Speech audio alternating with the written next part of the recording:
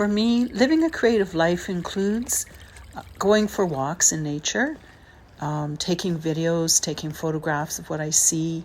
I love listening to the sounds in my environment, the water, the wind, the birds, looking at the different plants. And I find that this process of being quiet in nature creates more presence in my life. I feel more present to my environment.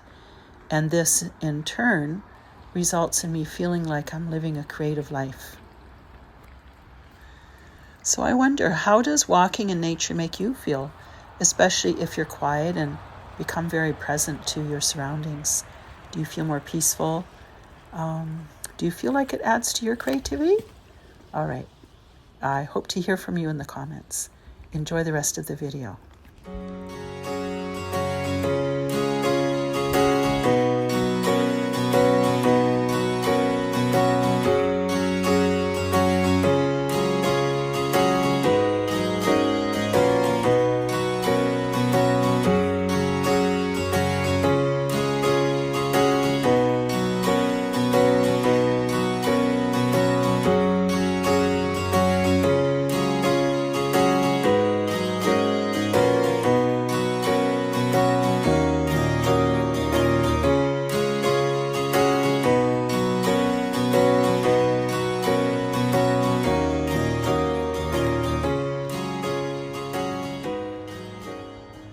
Here's the stump of a very old tree.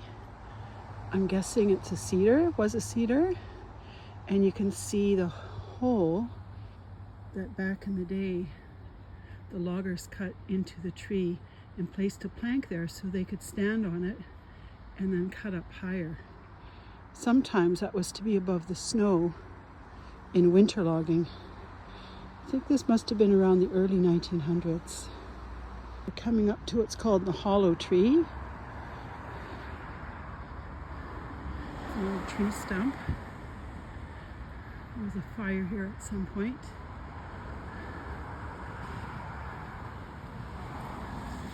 This was a cedar. Imagine when that whole tree was still there. So the hollow tree at one point was leaning precariously, and there was great debate about whether or not to cut it down. They did lay it down for a time, but then a citizens group called the Stanley Park Hollow Tree Conservation Society proposed this idea where they could straighten and stabilize the iconic tree. The bold idea was vigorously debated in the media and among public officials. In 2009, the park board approved the plan to restore the tree. So this is how they did it. So inside the tree you can see some of the stabilization poles that were connected to the tree to help it stand up. And here's a big one that goes there. And then here's a structure in the center that helps to stabilize the tree. And at the very top, there is some more metal reinforcement bars to hold it together as well. So I'm glad they resurrected this tree. And my favorite part is just looking at it.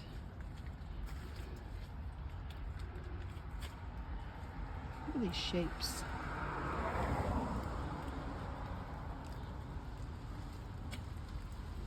Okay, let's walk down here. I love these giant ferns. Almost looks like a garden.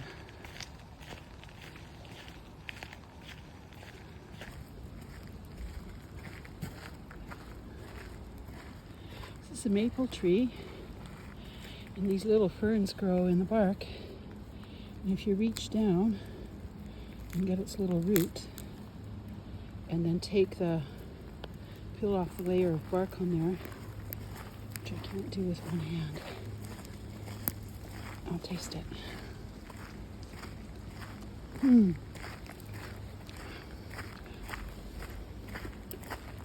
Has an earthy, licoricey taste.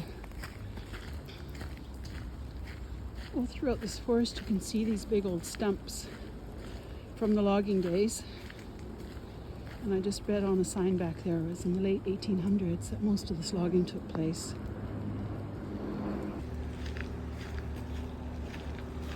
So I'm in Stanley Park, and of course we're right on the ocean here. I can hear boats below.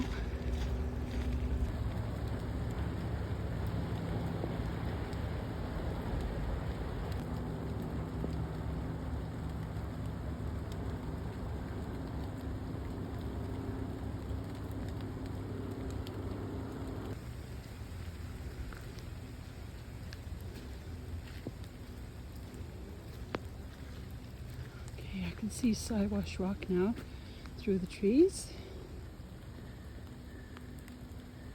There we go.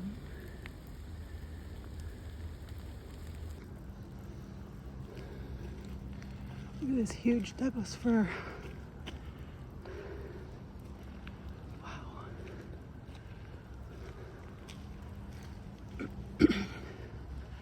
That's a dead snag. You can tell because the woodpecker's been at it.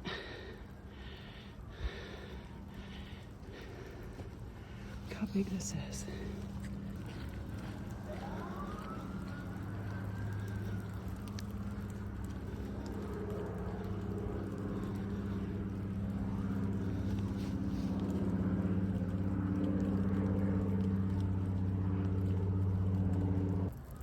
Here's another big Douglas fir.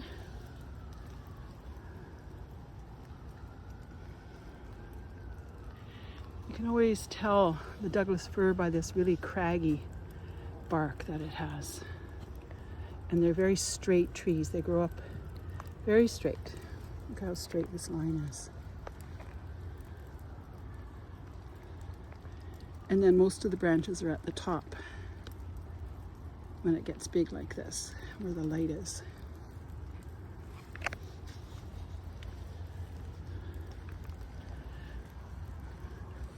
Today is such a typical West Coast day. Bit of rain, bit of fog, mist, low hanging clouds creating mist. And here we get to the platform. This platform is actually built on top of an old World War II bunker. They were concerned about, I think it's Japanese attacks after Pearl Harbor.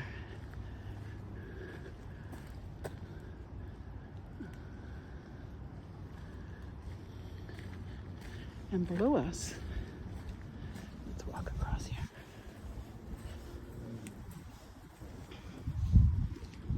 Is Siwash Rock.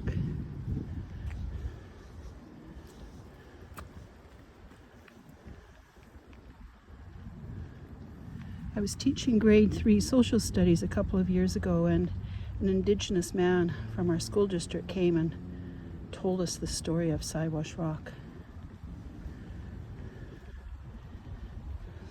Skalsh, the unselfish, who was turned into stone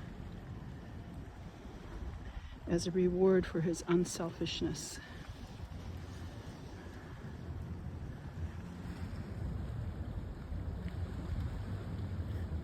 It's good to come and see Siwash Rock at this time of year, because in the summer this little bush in front of us is full of leaves.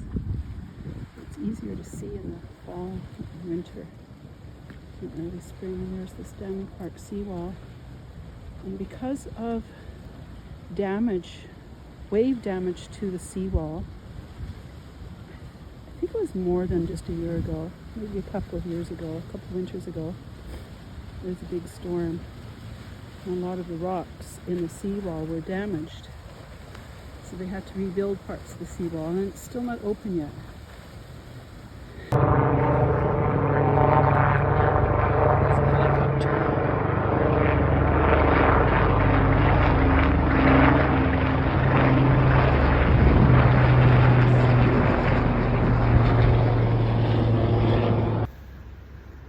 So here I am standing in front of Siwash Rock just below me, and yeah, this is very typical weather of the West Coast, and I think it's a beautiful day. And the reason it's a beautiful day to me is because I'm in a beautiful place. Oh, hear a seaplane above me. Very typical sound around here. Let's see if I'll show you some more. Oh, there's the seaplane.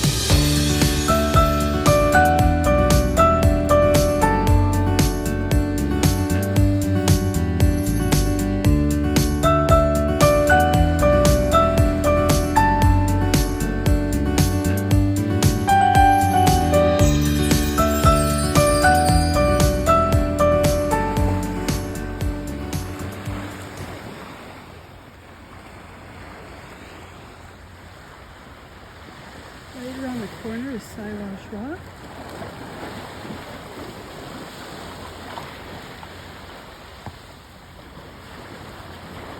North Vancouver. All those lights are cars going up Lonsdale.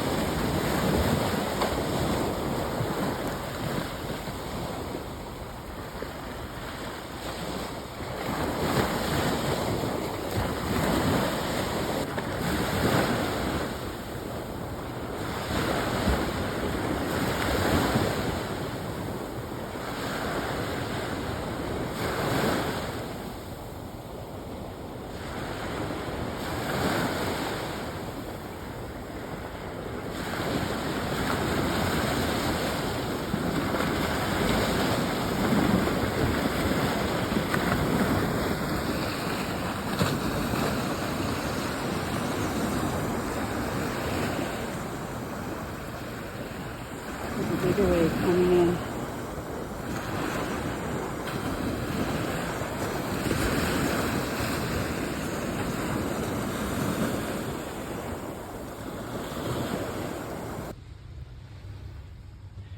There's a map of Stanley Park. The other day I made a walk along Lost Lagoon on the north side, And today I walked along the seawall and then up through the trails to Siwash Rock right there. And then back down. We're at Third Beach right now. And I'm going to walk back to where my car is parked at the Sylvia Hotel. Somewhere around there.